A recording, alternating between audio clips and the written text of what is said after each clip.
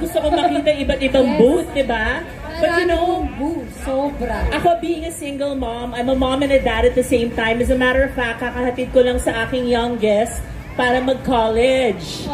So, di ba, alam ko ang mga puso nyo nandito sa Canada, pero kalahati ng puso nyo nasa Pilipinas pa rin. Kasi mahilig tayo magpadala ng love, ng money, ng gifts sa mga kamag-anak natin sa Pilipinas. That's really our joy.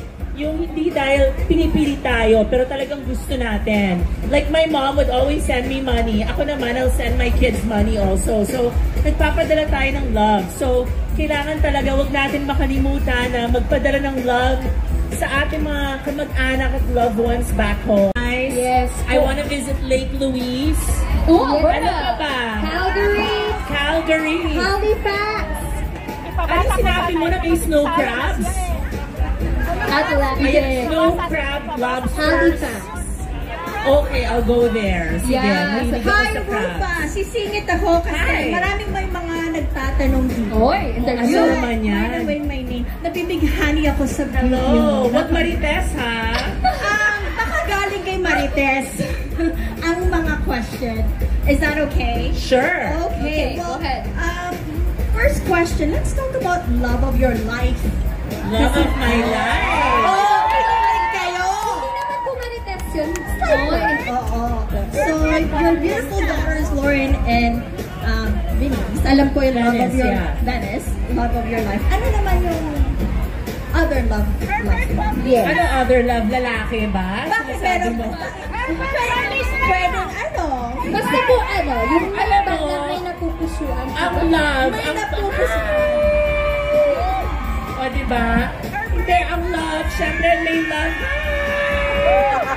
O, ang love, pwedeng pag-ibig sa anak, diba? Gusto natin, ang love natin sa mga anak natin, ang love natin sa mga magulang natin, especially that we're getting older, we have to spend more time with our parents, diba? Kung dati, mga bagets tayo, lakwatsa tayo ng lakwatsa. Ngayon, parang nafe-feel na ng parents natin na mas gusto natin silang makasama. So, let's spend more time with our parents while they're still alive. And yung pagdating sa pag-ibig sa puso, Naku naman! Ano pa bang mga gusto ninyong mga Malay niyo po nasa Toronto lang. ay hindi na ako naghahanap. Grabe, parang ang dami na nga dyan sa paligid. May bumubulong po sa baba, sa Pilipinas. Ay, sige. Hindi ba kayo sa shawarma, Miss Rufa? Hello dun sa nagbigay sa akin ng shawarma. Hindi, siguro yung pag-ibig naman sa puso, dun tayo sa hindi nagbibigay sa atin ng stress. Nandyan lagi sa hirap at sa ginhawa. E napansin ko yung mga lalaking Pinoy dito sa Canada, hindi babaero.